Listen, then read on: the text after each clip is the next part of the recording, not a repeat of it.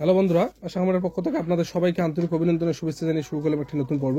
আজকের মেন আলোচনার বিষয় হলো যে মুরগির ঘরে বালু কেন অত্যন্ত জরুরি, এই নিয়ে আলোচনা করবো আপনাদের সামনে। তো আপনার ভিডিওটি শুরু থেকে শেষ করে ভালো করে দেখবেন, যদি অবশ্যই আপনাদের ভালো লাগবে। যদি ভালো লাগে অবশ্যই লাইক কমেন্ট শেয়ার করবেন এবং অন্যদের দেখার সুযোগ করে দিবেন। এইখানে মূলত কয়েকটা পার্ট নিয়ে আমি আলোচনা করব যে মুরগির খামারে বালু ব্যবহারের অনেক উপকারিতা আছে। এটা মুরগির স্বাস্থ্য ও পরিবেশ উভয়ের জন্য উপকারী। কেন বালু ব্যবহারের কিছু গুরুত্বপূর্ণ কারণ আমরা আজকে আপনাদের সামনে শেয়ার করতে চলেছি। প্রথম কারণ যদি বলতে চাই, 1 নম্বর কারণ হলো মুরগি ধুলো স্নান করে নিজের পালক পরিষ্কার করে এবং পরজীবী দূর করে বালু এই কাজে সাহায্য করে। তাহলে আপনারা কি শুনলেন যে মুরগির ধুলো স্নান করে, মানে এই ধুলো বালি দিয়ে কিন্তু মুরগি গোসল করে, যা আমরা মানুষ বা অন্যান্য প্রাণী গোসল করলে শরীর ফিট থাকে যেমন আমরা জানি। তো সেরকমই কিন্তু মুরগির যে গায়ে কতগুলা পরজীবী বাস করে, সেই পরজীবী দূর করার জন্য মুরগির স্নানের প্রয়োজন হয় বা গোসলের প্রয়োজন হয়। এই স্নান বা গোসল বালুর সাহায্যে ওরা করে থাকে। দ্বিতীয়ত আসলাম পায়ের স্বাস্থ্য। বালু মুরগির পায়ের জন্য একটা নরম পৃষ্ঠতল তৈরি করে, যা তাদের পায়ের স্বাস্থ্য ভালো রাখতে সাহায্য করে। তাহলে এখানে কি বললো যে বালু ও মুরগির পায়ের জন্য একটি নরম পৃষ্ঠতল তৈরি করে এবং যা তাদের পায়ের স্বাস্থ্য ভালো রাখতে সাহায্য করে। এবার তৃতীয়ত আছে যে আর্দ্রতা কমায়। বালু আর্দ্রতা শোষণ করে, যা মুরগির ঘরকে শুষ্ক রাখতে সাহায্য করে। এতে মুরগির বিভিন্ন ধরনের রোগের ঝুঁকি কমায়। এখানে আর্দ্রতা বলতে আমরা কি বুঝি দেখেন বন্ধুরা, বালু যদি না থাকে, এখানে যদি মাটি থাকতো, বালু আর মাটির মধ্যে কিন্তু অনেক ডিফারেন্স আছে। বালু মাটি আমরা বলতে পারি এটা। তো বালু থাকলে কি হবে, মুরগির যে মলমূত্র ত্যাগ করে, সে মলমূত্র কিন্তু সে বালু শোষণ করে নেয়। এবার শোষণ করে নেওয়ার ফলে কিন্তু মলমূত্র জমে থাকে না এবং জায়গাটা শুষ্ক থাকে। শুষ্ক থাকার কারণে কিন্তু অনেক রোগ জীবাণু থেকে মুরগি সুস্থ থাকে। আচ্ছা, তারপরে পয়েন্টটা আছে গন্ধ কমায়। বালু মল ও অন্যান্য দূষণ করে পদার্থ শোষণ করে, যা মুরগির ঘরের গন্ধ কমাতে সাহায্য করে। এখানে এটাও একটা ভাইটাল পয়েন্ট, যা আমরা জানি যে মুরগি যদি এক জায়গায় বা একটা ঘরের মধ্যে যদি রেগুলার মল ত্যাগ করে, তাহলে কিন্তু মুরগির ঘরের যে গন্ধটা কিন্তু অত্যাধিক বেশি হবে। এবার যদি সে বালু দ্বারা মলটা শোষণ করা হয়, অর্থাৎ বালু যদি এই মুরগির মলটা শোষণ করে নেয়, তাহলে কিন্তু সেটার গন্ধ হবে না। ঘর পরিষ্কার রাখে।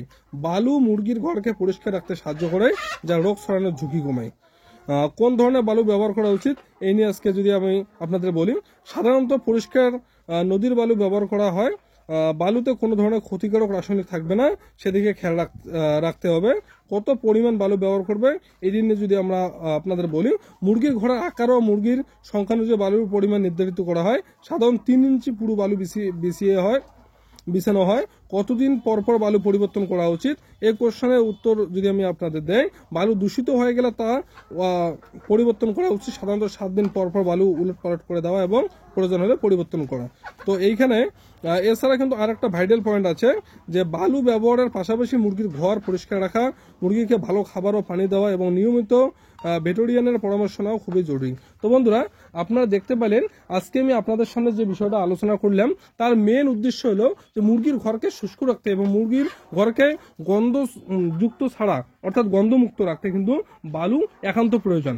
তো এর আগে একটা প্রথম পার্টটা যে আমি আলোচনা করছি আপনাদের সামনে, যে মুরগির ঘরের যে একটা আর্দ্রতা আছে, সে আর্দ্রতা বলতে মানে মনে করেন আপনারা যে কোনো একটা জায়গায় যদি রেগুলার মলমূত্র ত্যাগ করা হয় এবং সেটা শোষণ না করা হয় বা সেটা শুকিয়ে না যায়, তাহলে কিন্তু গন্ধটা দিনের পর দিন ক্রমশ বাড়তে থাকবে। তো এইখানে যদি বালু ব্যবহার করা হয়, তাহলে কিন্তু সেই গন্ধটা থাকবে না, সেই গন্ধটা বালু শোষণ করে নিয়ে নেবে। অর্থাৎ মলমূত্রটা যদি শোষণ করে নেয়, আলটিমেট গন্ধটা চলে যাবে।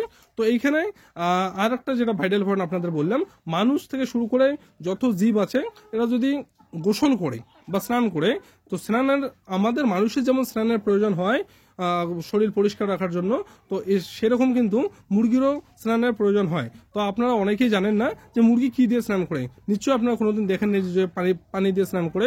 মুরগি সাধারণত এই বালুর মাধ্যমে কিন্তু স্নান করে থাকে বা গোসল করে থাকে। তো এরা যদি বালু থাকে খামারের মধ্যে, তাহলে কিন্তু আপনাদের রেগুলার মুরগি স্নান করতে পাবে, তাহলে কিন্তু মুরগির শরীরটা সুস্থ থাকবে এবং পরজীবীর থেকে রক্ষা পাবে। তো যাই হোক বন্ধুরা, আপনাদের বেশি কিছু বললাম না, আজকে এই অবধি। যদি ভিডিওটি ভালো লাগে অবশ্যই লাইক কমেন্ট শেয়ার করবেন এবং অন্যদের দেখার সুযোগ করে দেবেন। ধন্যবাদ, ভালো থাকবেন, সুস্থ থাকবেন। দেখা হবে পরবর্তী কোনো নতুন নতুন ভিডিওতে। এরপরে যে আমরা আপনাদের সামনে আলোচনার বিষয় রাখবো সেটা হলো মুরগির মেডিসিন সম্পর্কে। তো আপনারা অবশ্যই চ্যানেলটিকে সাবস্ক্রাইব করবেন নিত্য নতুন ভিডিও পাওয়ার জন্য। ধন্যবাদ।